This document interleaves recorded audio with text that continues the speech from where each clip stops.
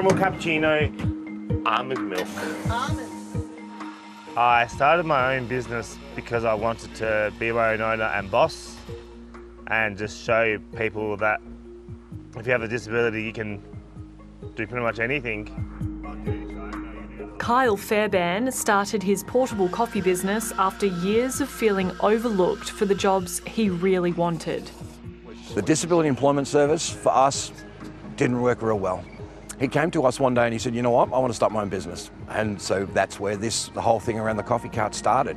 So we got, what time do you start? Dad can come pick 10 for picking up coffees, large black. Kyle has an intellectual disability. His dad Andrew's disability is physical. He's an amputee. They both say discrimination is still a major problem in the workplace. If you're qualified for the job, you've got the experience of the job, what's the problem? And that's what we've got to work out, what that problem is. There are 500,000 people actively looking for work with a disability right now, and there's a worker shortage. Australian of the Year Dylan Alcott recently launched a new government-funded website aimed at getting more people with disabilities into the workforce. People with disability can match with inclusive employers and get involved in the employment exchange. We've had a very stubborn level of unemployment for people living with disability. It hasn't really shifted the dial for decades. For years, job seekers with disabilities have relied on the government's Disability Employment Services Program, or DES, which pays private agencies to find them jobs. But a 2020 review found the cost of the program had blown out 48% since 2018 to more than $1 billion, while the number of people placed in jobs only increased by 8%. For the amount of money that government has invested in DES, Disability Employment Services, I think it's $1.4 billion. People have reports of poor outcomes overall, just shonky providers. So the current system is broken, adversarial, it doesn't work for people with disability. Witnesses with disability had mixed views about the quality of services offered and provided by DES providers.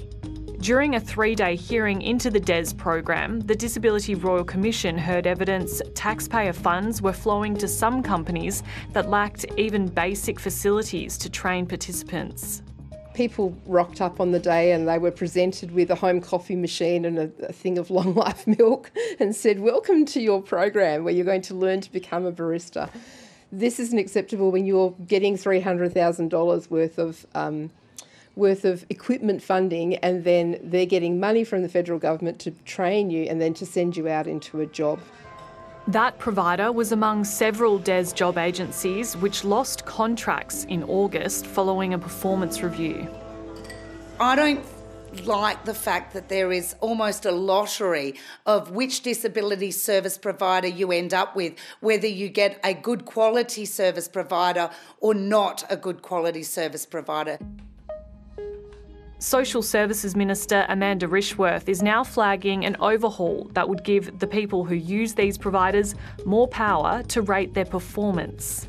Our participants who have experienced the service don't actually get to be part of the evaluation process. So they are some of the things I'm looking at right now. We need to drive improvement. We need to make sure that the service is providing high quality, good outcomes for people with a disability. And I don't think over the whole it is doing that right now.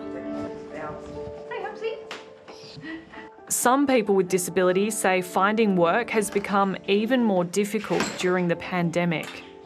I have a condition called limb-girdle muscular dystrophy type 2I, and so it affects your heart and your lungs as well. The medical advice is don't be exposed to other people, try and keep yourself safe.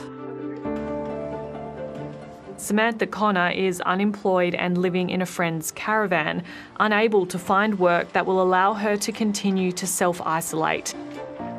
She wants to see the federal government's review of disability employment services consider people in situations like hers. COVID is actually something that we need to consider. We need to look at innovation. We need to look at how people can safely work from home, how people can safely study from home, how people can do things differently in a digital world. It is about making sure that the jobs are flexible enough to meet people's needs, but in the circumstance where if they can't get that work and can't meet their mutual obligation requirements because of their personal circumstances, they certainly can apply now, currently, for an exemption as a result of those circumstances. A lot of the disability employment services are very well-meaning, but it's able-bodied people designing things for people with disabilities. They're not bringing us to the table to say, what do you need?